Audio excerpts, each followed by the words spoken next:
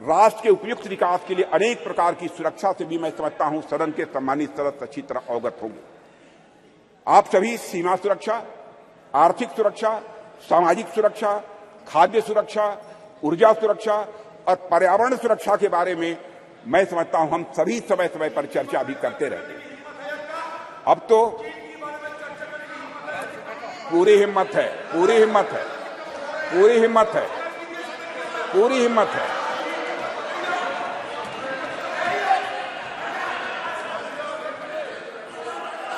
पूरी हिम्मत है।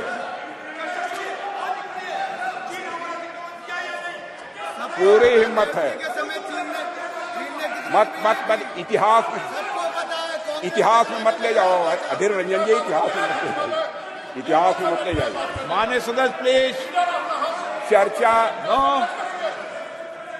चीन पर भी अध्यक्ष महोदय, अरे भाई अब सुन लिया आपकी बात, मेरी बात सुन ली।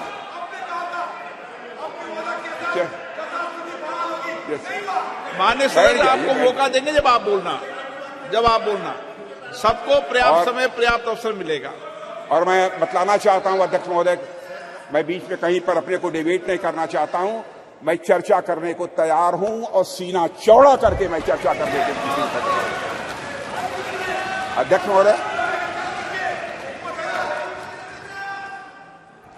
महोदय, आप सभी राष्ट्र के उपयुक्त विकास के लिए अनेक प्रकार की सुरक्षा से हमारे सदन के सम्मानित सदस्य अवगत होंगे।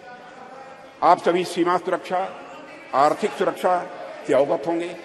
आप सभी सीमा सुरक्षा, आर्थिक सुरक्षा, सामाजिक सुरक्षा और खाद्य सुरक्षा, ऊर्जा सुरक्षा और पर्यावरण सुरक्षा के बारे में भी अवगत होंगे।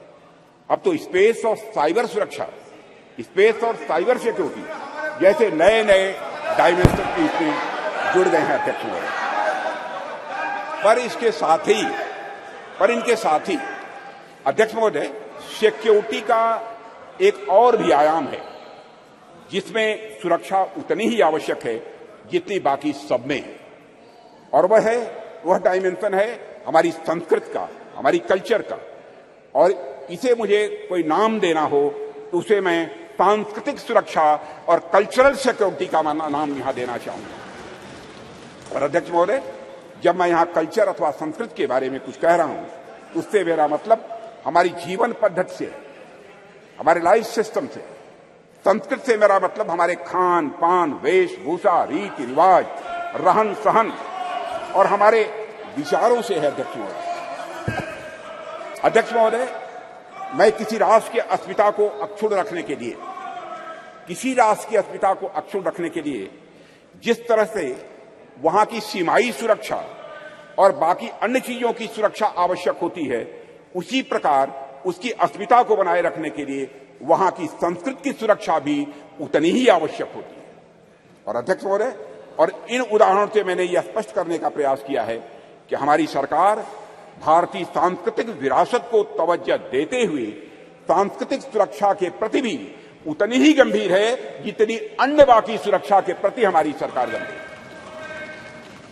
अध्यक्ष महोदय, आज जब यहां पर चंद्रयान की चर्चा हो रही है, तो मैं सांस्कृतिक पुनर्जागरण के इन उदाहरणों को आपके सामने क्यों रख रहा हूं। अध्यक्ष महोदय, वैसे तो ये दोनों निश्चित रूप से अलग अलग विषय हैं, इसमें कहीं दो मत नहीं है, पर ध्यान से देखेंगे तो यह सदन के सभी सम्मानित सदस्य यह पाएंगे कि इनके भीतर एक गहरा संबंध है, इन दोनों के बीच एक गहरा रिश्ता है। अध्यक्ष महोदय, विश्व का इतिहास उठाकर कोई देखे तो आप पाएंगे कोई भी ऐसा राष्ट्र नहीं है, कोई भी ऐसा समाज नहीं है जिसने सांस्कृतिक पुनर्जागरण के बिना आर्थिक, सामाजिक, राजनीतिक और वैज्ञानिक प्रगति की हो। दुनिया में कोई देश नहीं मिलेगा। जब तक संस्कृति समाज को जीवंत नहीं करती, उन्नत नहीं करती, उसे एक दिशा नहीं देती, तब तक समाज जड़ बना रहता है। और अध्यक्ष महोदय, अगर हम और आप अपनी गरिमा, अपनी आगामी पीढ़ी को यही बताएंगे कि अब तक हमारा जितना वैज्ञानिक विकास हुआ है वह केवल बाहर देशों के ज्ञान की नकल पर ही हुआ है, तो क्या हम अपने बच्चों को इस क्षेत्र में किसी भी सूरत में आगे बढ़ा पाएंगे? धीरे हमारे अंग्रेजों ने अगर हमें अब तक यही पढ़ाया हो कि हमारा सारा का सारा ज्ञान दूसरे देशों की कॉपी भर है, उनकी नकल भर है, तो क्या श्री डॉक्टर सोमनाथ एवं इसरो की अन्य वैज्ञानिक भारतीय ज्ञान के बल पर अध्यक्ष महोदय कभी चांद तक पहुंचने का सपना शायद वह कभी न देख पाते।